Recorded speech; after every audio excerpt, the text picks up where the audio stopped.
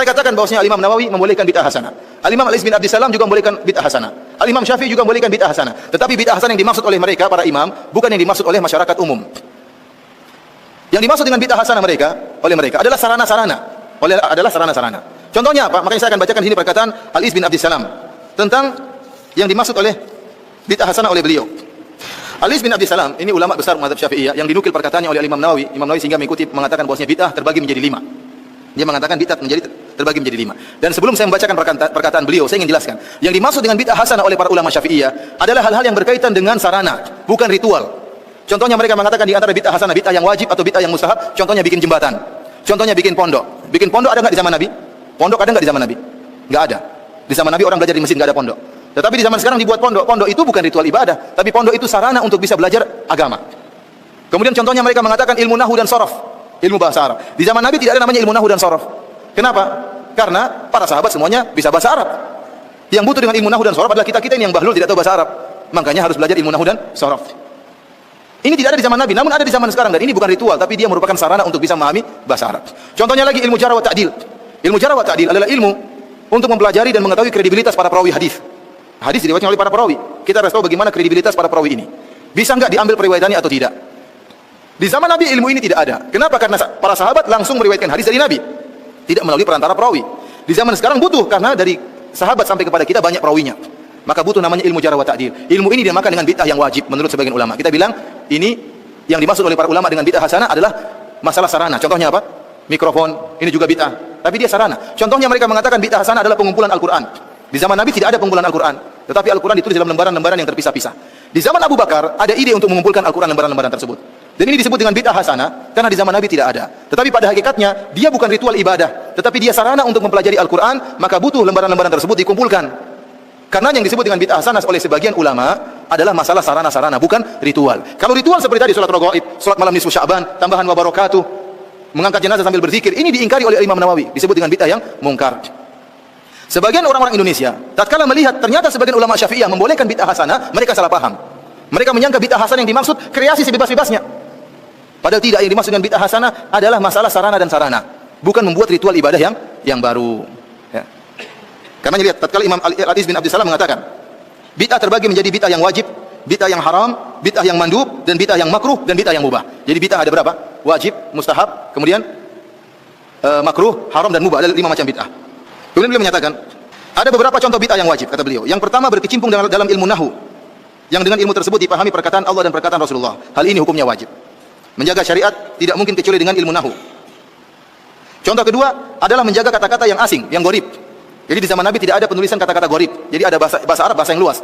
Dan Nabi dan para sahabat mengerti bahasa Arab dengan detail. Kemudian berlanjut dengan berjalan waktu, sebagian ulama pengetahuan tentang bahasa Arab berkurang. Oleh karenanya bahasa Arab yang susah-susah harus ditulis, dikumpulkan supaya orang tidak lupa. Pengumpulan tulisan bahasa-bahasa Arab yang susah ini dianggap bid'ah yang wajib oleh Al-Iz bin Abdissalam. Ini ritual ibadah atau bukan? Bukan, dia bukan ritual, tapi hanyalah sarana untuk menjaga syariat. Contoh ketiga, bid'ah yang wajib adalah penulisan usul fikih. Usul fikih juga tidak ada di zaman Nabi, tetapi dia bukan ritual ibadah. Ilmu usul fikih adalah ilmu untuk mempelajari penunjukan bahasa-bahasa Arab. Di zaman Nabi tidak perlu, karena para sahabat sudah mengerti bahasa Arab dan penunjukan bahasa Arab tersebut. Ini ilmu bukan ritual ibadah, bukan suatu ritual, tetapi sarana untuk bisa mempelajari agama. Dia sebutkan juga di antara contoh bid'ah yang mustahab, di antaranya pembuatan ar-rabat dan sekolah-sekolah, buat pondok, sekolah-sekolah, ini bid'ah hasanah. Bid'ah yang mustahab. Dari sini ikhwani fillah wa akhwati fiddin azanillahu wa iyyakum, kita paham ternyata meskipun sebagian ulama Syafi'iyah membolehkan adanya bid'ah hasanah, namun bid'ah hasanah yang mereka maksudkan tidak sebagaimana yang dipahami oleh banyak orang, sehingga mereka menyangka boleh berbuat kreasi dalam ibadah sebanyak-banyaknya. Ini tidak dibenarkan, ya. Yang dimaksud bid'ah hasanah oleh mereka hanyalah ya perkara-perkara yang berkaitan dengan sarana dan bukan ritual ibadah. Karena kalau kita membuka bab ini, setiap orang boleh bikin ritual agama, maka akan banyak kelompok-kelompok yang aneh-aneh. Akan banyak kelompok yang aneh-aneh. Ada yang berzikir dengan menggerakkan kepalanya, la ilaha illallah, ya, seperti itu apa? Illallahnya harus begini. Kenapa begitu? Enak saya rasakan kenapa kalau saya illallah sebelah kiri enak atau tidak ya? Orang juga ya. Oleh karena saya katakan bid'ah hasanah semuanya relatif, tidak ada yang absolut. Beda dengan syariat. Kalau syariat Islam, salat berjamaah semua sepakat itu baik. Bersedekah semuanya sepakat itu baik. Salat malam semuanya sepakat itu baik. Tapi bid'ah hasanah pasti ada khilaf. Contohnya seperti kalau bid'ah hasanah, kenapa dikatakan relatif? Karena dia baik menurut sebagian orang. Menurut kreator bid'ah tersebut baik. Tapi menurut yang lain tidak baik. Contohnya orang-orang Syiah tatkala berbuat bid'ah memukul-mukul tubuh mereka tatkala 10 Muharram hari Asyura. Kita bilang itu perbuatan buruk. Tapi kata mereka orang Syiah ini baik. Dengan saya memukulkan diri saya, mengeluarkan darah, saya ingat bagaimana perjuangan Hussein, menambah iman saya. Nah, sekarang repot, kita mau larang bagaimana? Kita bilang nggak baik, menurut dia baik. Dan kita punya kaidah sama-sama boleh bikin kreasi. Kalau kita punya kaidah boleh berbuat kreasi sebebas-bebasnya, maka kita tidak akan bisa mengingkari siapapun dalam berbuat bid'ah. Kalau tadi ada yang bilang la ilaha illallah gini, kita bilang kenapa kamu zikirnya kayak gitu? Kan susah kalau di kamar bisa kejedut kepalanya. Dia bilang ini enak kalau saya, illallahnya enak digoyangkan. Berarti kalau saya illallah belok kiri boleh enggak? Kalau ke belakang illallah enak enggak ya? Seperti itu. Ya. Akhirnya orang bebas saja mau berzikir. Mau bikin zikir apapun, bikin ibadah apapun enak. Oleh karena kita bilang suatu yang hasanah bid'ah itu pasti relatif. Namun anehnya masing-masing merasa itu yang baik dan memburukkan yang lainnya. Sekarang ada banyak 5 pelaku bid'ah misalnya.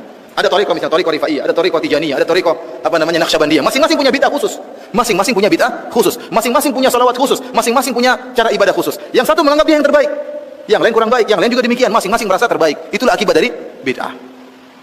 Padahal ikhwani fillah azanillahu yakum, kalau boleh bebas berbuat bid'ah, boleh berkreasi dalam ibadah, maka saya punya ide untuk berkreasi. Ide saya untuk berkreasi, saya punya ide yang sangat indah. Saya akan katakan kepada mereka para pencetus bid'ah, saya punya ingin bikin bid'ah. Bid'ah saya adalah tidak boleh beribadah kecuali dengan pemahaman para sahabat. Dengan cara seperti ini umat Islam akan bersatu. Oh, mereka bilang, oh nggak boleh kalau itu. Ya, berarti saya punya bid'ah, kamu nggak nolak. Ya, kalau gitu saya juga boleh nolak bid'ah kamu. Karena ikhwan bid'ah tidak ada yang absolut, semuanya relatif. Baik menurut masing-masing penciptanya, buruk menurut yang lain. Berbeda dengan syariat Islam, maka yang sudah sempurna maka disepakati kebaikannya oleh seluruh umat Islam ya.